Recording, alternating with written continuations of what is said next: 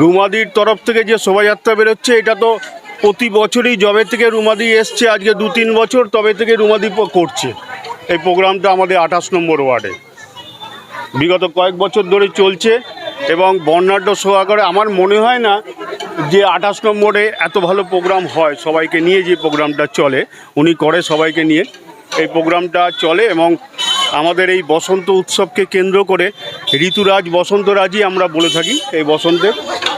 উনি এটা করছে 28 নম্বর ওয়ার্ডের সবাইকে নিয়ে এবং বিগত বছর ধরেই করছে। আগামী বছরেও যেগুলো উনি যতদিন উনি আছেন পৌরমাতা হিসাবে থাকবেন, ততদিন উনি এই প্রোগ্রামটা করবেন। ভালো আছি, খুব ভালো আছি। বলবো আজকে যে 28 নম্বর ওয়ার্ডে আজকেই দোল আর আজকেই বেরোচ্ছে শোভাযাত্রা রুমাদির তরফ থেকে, তো কি বলবে আজকে শোভাযাত্রাটাকে? প্রথমেই বলি শুভ দোল পূর্ণিমা। আজকে শোভাযাত্রা কিছু বলার কিছু নেই বিশেষ কিছু, তার কারণ হচ্ছে বিগত 12 বছর ধরে আমাদের অনুষ্ঠানটা হয়। তো রুমাদি আজকে 2.5 বছর এসছে, এই নিয়ে 3য় অনুষ্ঠান রুমাদির। তো এই অনুষ্ঠান নিয়ে বলার কথা আমার কিছু না, মানুষ বলবে। 28 নম্বরে মানুষ জানে একটা বিশাল করে অনুষ্ঠানটা হয় এবং সবাইকে নিয়ে সর্বধর্ম মিলিতভাবে এই অনুষ্ঠানটা হয়। কোনো পার্টির কালার নেই এখানে।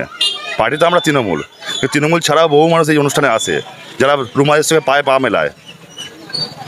কাম আছে বলতে একটা নাচের টিম আছে আমার, 30 জনের মতো আছে, তাতে ছোট বড় সবাই মিলিয়ে।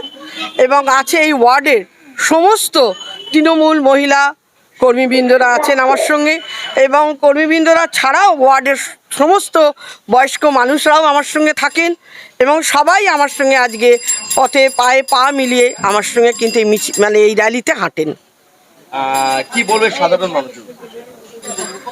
সাধারণ মানুষের উদ্দেশ্যে এটাই বলবো যে মাননীয় মুখ্যমন্ত্রী মমতা বন্দ্যোপাধ্যায়ের অনুপ্রেরণায় আজকে কিন্তু আমরা যেটাই করি না কেন, আমরা কিন্তু 34 বছর আগে এগুলো আমরা কিছুই দেখিনি।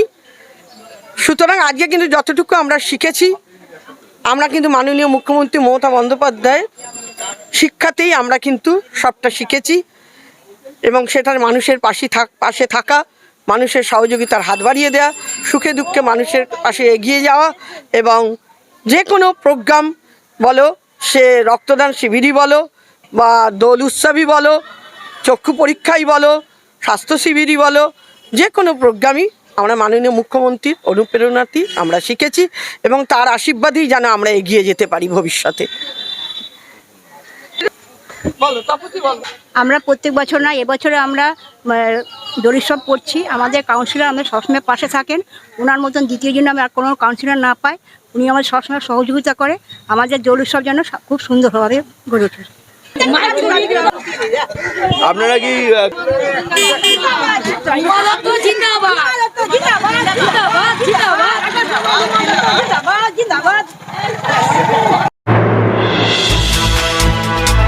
এতক্ষণ আপনারা দেখছিলেন নিউজ বাংলা টিভি।